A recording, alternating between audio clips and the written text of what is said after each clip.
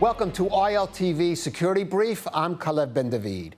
Each week, we focus on the latest developments in security and defense relating to Israel and the Middle East, impacting on this region and beyond. And we start with our top items of the past week. After multiple ceasefire violations, including the killing of Reserve Sergeant Yonah Effie Feldbaum by sniper fire in Rafah, the IDF launches a series of strikes across Gaza at Hamas targets, killing dozens of Palestinians. The IDF said it is resuming enforcement of the Gaza ceasefire following the strikes.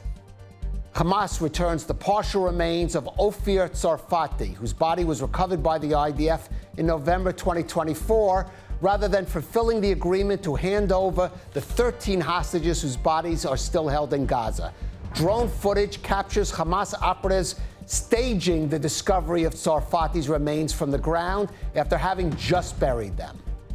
In a series of airstrikes, the IDF eliminates 5 Hezbollah operatives attempting to reestablish the terror group's military infrastructure in South Lebanon in violation of the ceasefire agreement. These include Abbas Hassan Qari, the logistics commander in Hezbollah's Radwan Special Forces, and Ali Hassan al-Muswari, in charge of weapons smuggling from Syria to Lebanon. The Israel Police's Yamam Commando Unit, acting on intelligence from the Shin Bet, carries out a raid on a terror cell planning an imminent attack as it was hiding out in a cave near the Samaria village of Qud. 2 terrorists are killed by initial fire from Yamam forces, and a third by an IAF airstrike on the cave. The Mossad identifies IRGC commander Sadar Amar as the leader of an Iranian terror organization behind the attacks at Jewish sites across the globe since October 7th in such countries as Greece, Germany, and Australia. Israel is sharing intelligence on Amar's network of over 10,000 operatives with several nations in order to thwart its activities. And now our big story. After just a little over 2 weeks since the start of the Gaza ceasefire, the truce mediated by the U.S. between Israel and Hamas is showing severe signs of strain. Multiple violations by Hamas have included the failure to return the bodies of the 13 remaining hostages, its staging of the recovery of Ofir Tsarfati's remains, its leaders now saying they won't disarm according to the agreement's terms, and most seriously, attacks on IDF troops in Gaza, including the fatal shooting of IDF Reserve Sergeant Yonah Effie Feldbaum. Israel's patience, urged by the U.S., finally snapped, with the IDF launching a wave of strikes at Hamas targets after Feldbaum's killing.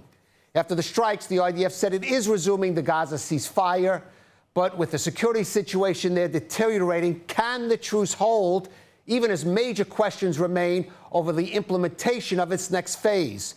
Well, one who, at least who remains optimistic is naturally President Trump. Well, as I understand it, they took out an Israeli soldier. I just heard about it a little while ago. They killed an Israeli soldier, so the Israelis hit back, and they should hit back. When that happens, they should hit back. You have to understand, Hamas is a very small part of peace in the Middle East, and they have to behave. They're on the rough side, but they said they would be good, and if they're good, they're going to be happy, and if they're not good, they're going to be terminated. Their lives will be terminated, and they understand that. And joining us now in studio is Reserves IDF Brigadier General Danny von Buren. He's formerly the Chief Reservist Officer in the IDF, and he's the founding chairman of Nikraim Ledegel, an NGO that aims to strengthen the Jewish, Zionist, and democratic values of Israel. Danny, thank you so much for joining us. Thank you for having me. Well, a lot to break down here, but let's just start with the most recent developments. The IDF going on the offensive finally against Hamas, but then immediately resuming the ceasefire. You heard President Trump, Israel has the right to respond, but to respond. Yeah. Putting the IDF in a kind of defensive position there in Gaza, how feasible is that for the IDF going forward? We should realize that, I heard President Trump, and he is using the terminology of, if Hamas is good, then this and that will happen and so on. Hamas cannot be good because this is within their DNA. Hamas is a jihadi organization using terror, either military terror or psychological terror, as we just saw by the horrific pictures of what they have done with the remains of the Israeli hostage and so on. So regarding the ceasefire, as in my perspective, there was never a ceasefire because it's a one-side ceasefire. Israel was stopped its attacks on Gaza, and Hamas gained some time to regroup, to reorganize. This is a part of the of the Islamic jihadic belief.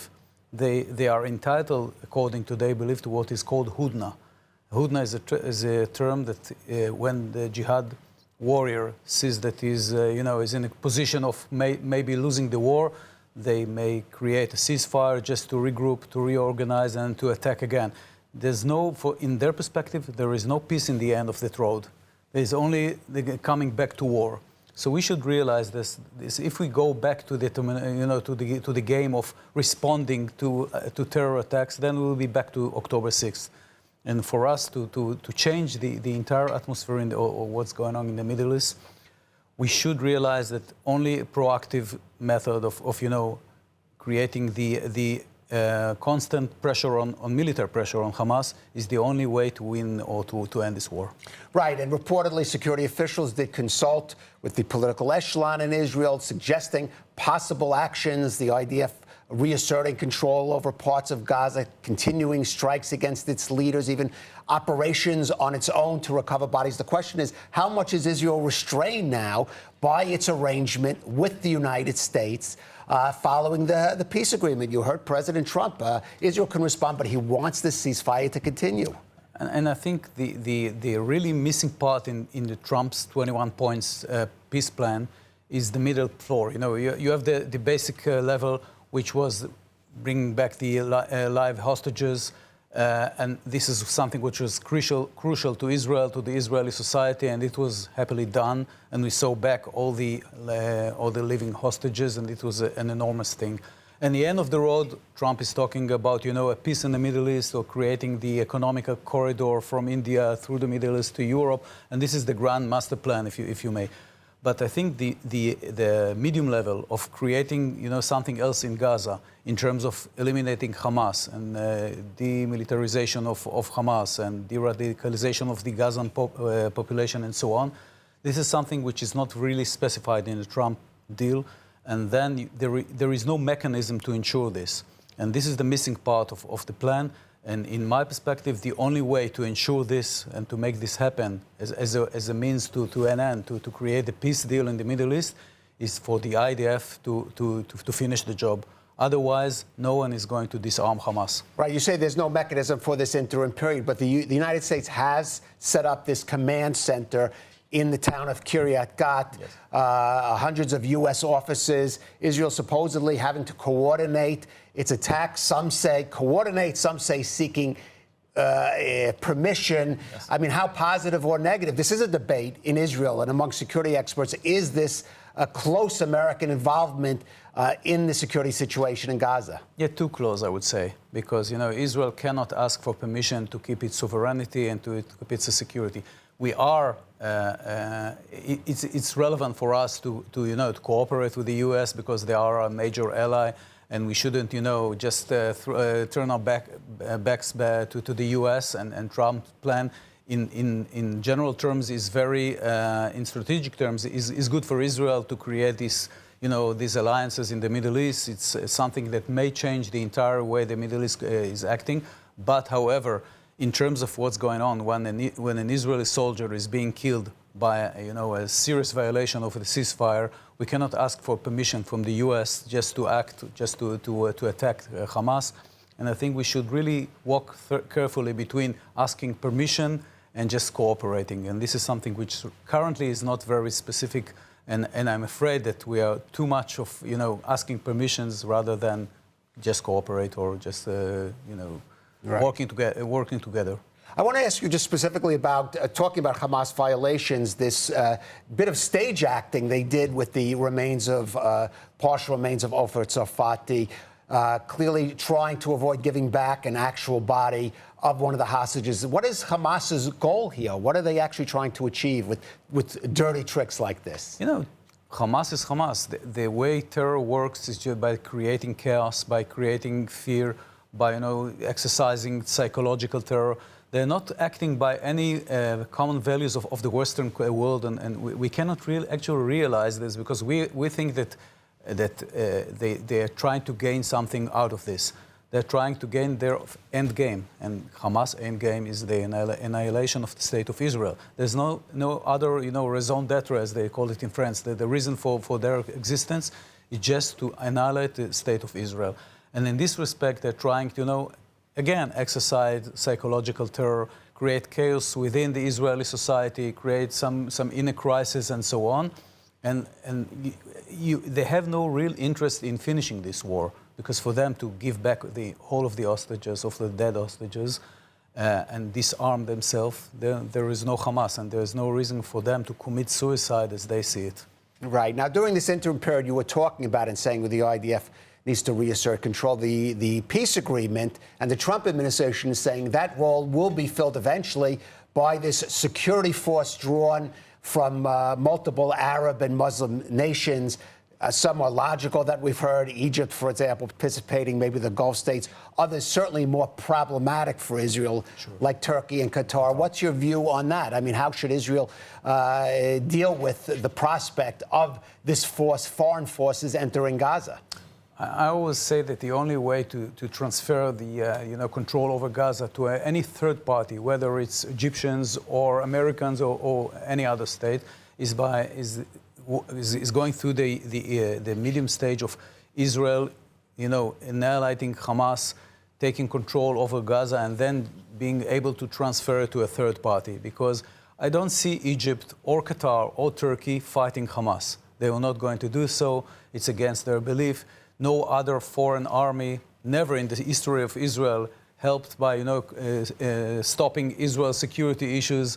So it's naive to think that any other third party or foreign army, specifically not the U.S., because the U.S. is not going to put boots on the ground. So initially we're going to come to the same conclusion eventually, because the only way for any other regime to be able to control Gaza is for the IDF, to finish the job by annihilating Hamas. And I think in this respect, the Americans will eventually come to the same conclusion. All right. Well, hopefully, perhaps sooner rather than later, I hope so, given what is at stake. General Van Buren, please stay with us. I do want to move on to another aspect of the security situation. Now, marking the second anniversary of the outbreak of the October 7th war, the IDF held a special conference this week of its Combat Commanders Forum to review the military's performance during Operation Rising Lion and to look ahead to how the lessons learned on the Gaza battlefield could be applied to future conflicts. ILTV's Steve Leibovitz has more in this report. The IDF marked 2 years since the start of the ground offensive in Gaza on October 27, 2023, releasing video and photographs from the battlefields. The operation began 20 days after the Hamas-led October 7th massacre, when terrorists killed some 1,200 people, mostly civilians, and abducted 251 hostages into Gaza.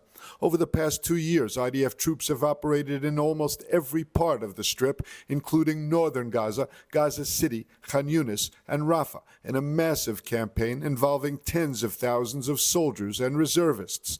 Since the start of the ground offensive, 475 have been killed in Gaza and in operations along the border.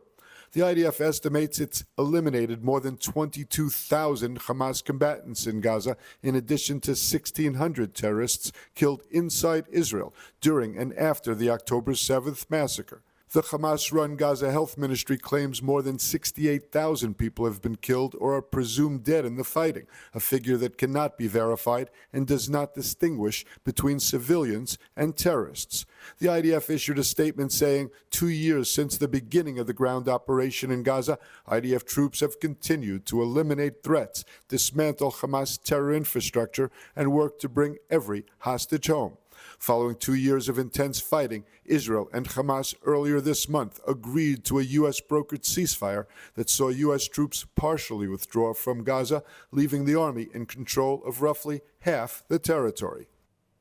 And Danny, especially since you just said you believe the IDF will eventually perhaps have to re-engage with Hamas on the Gaza battlefield, what were the key lessons learned from this past conflict, both leading up to October 7th, of course, and in the 2 years that followed of combat?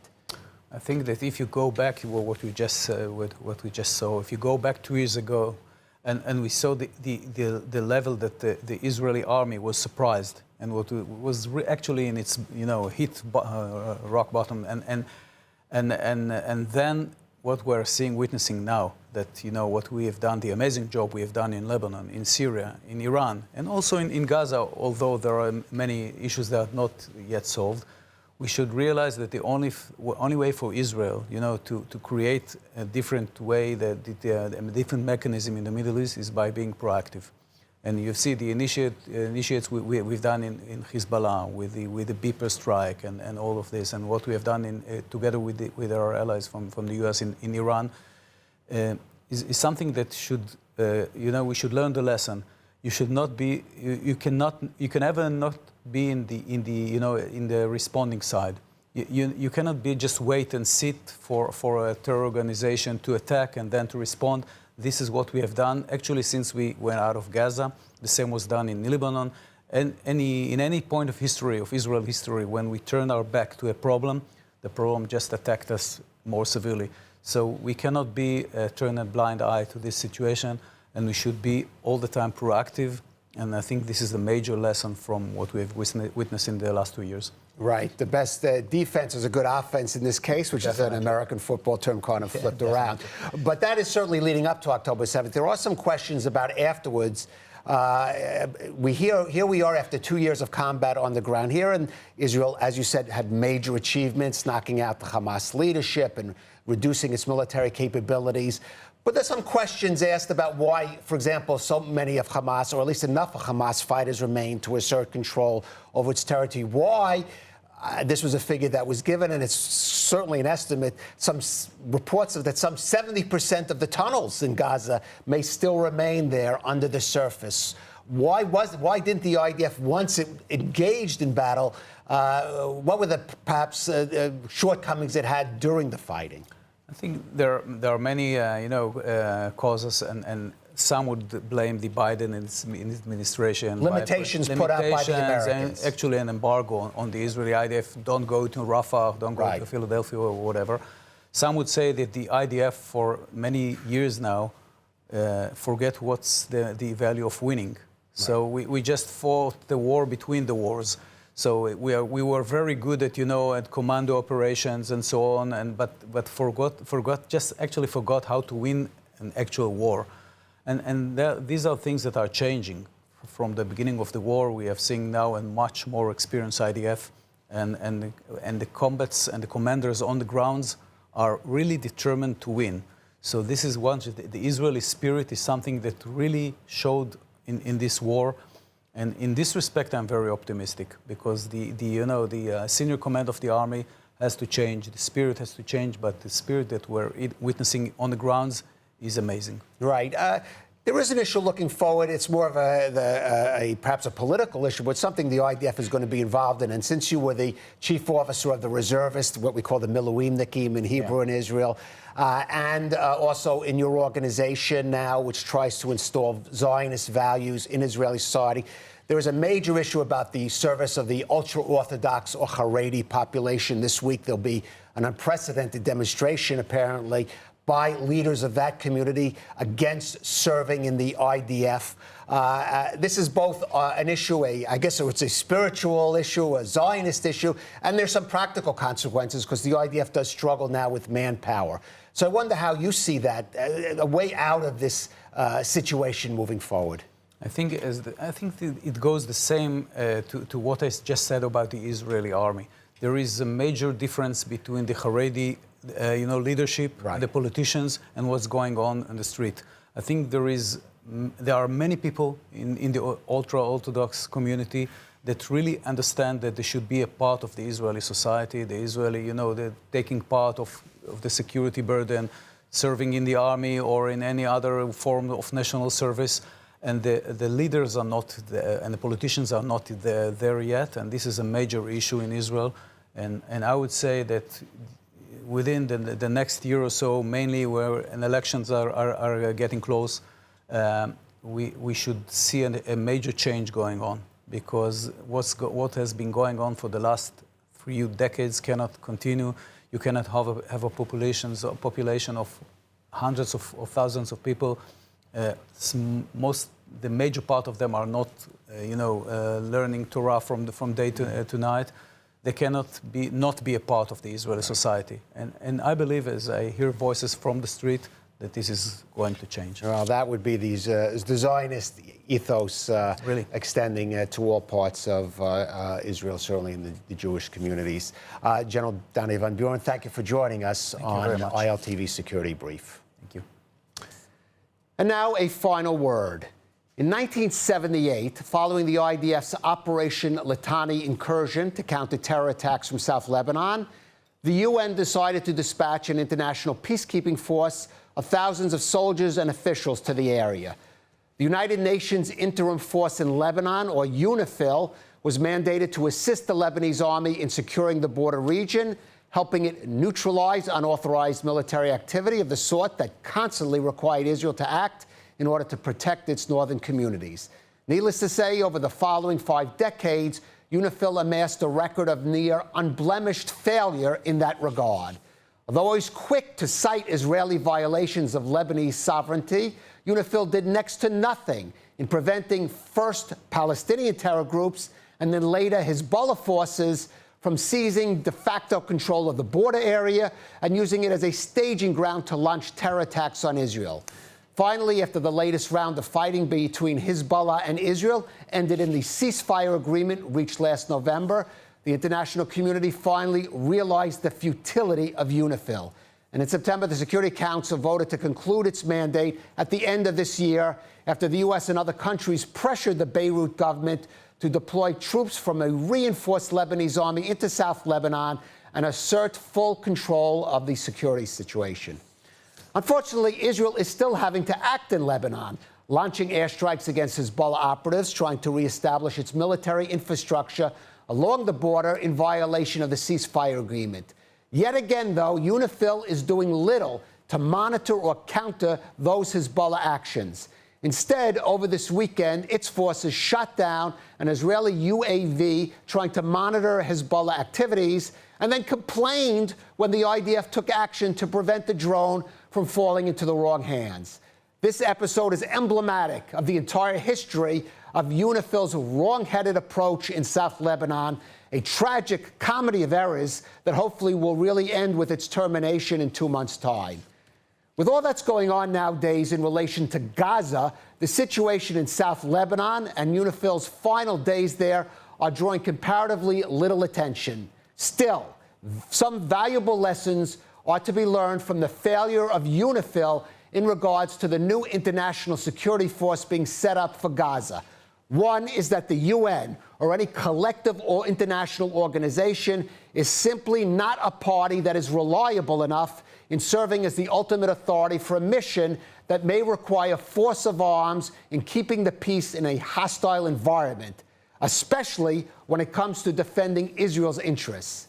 Thankfully, the Trump administration seems to have taken that lesson to heart by designating the U.S. as having clear responsibility and authority over new security measures in Gaza, even if that does not entail American military boots on the ground there.